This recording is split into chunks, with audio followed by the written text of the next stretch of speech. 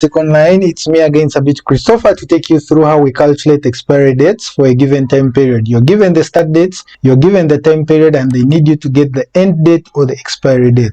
So how do we do this? In your formula bar, equals to, select the cell containing the date, plus the number of days, those are 18, enter. Then you are given end of month of that month. This one we use end of month, that is the EO month. Select the cell containing the date, comma, end of month, that is the exact month, so we are using a 0, enter. It will give us 31st of Jan. Then, because here you are given the number of months, here we are using the EDATE function, and select the cell containing the date, comma, how many months are these? 3, enter. Then if you are given the year, so equals to, use end date, EDATE, so select the cell containing the date, comma, a year contains 12 months, put 12, enter, and that is it. Please consider subscribing, like our video, and we meet you in the next video. Bye bye.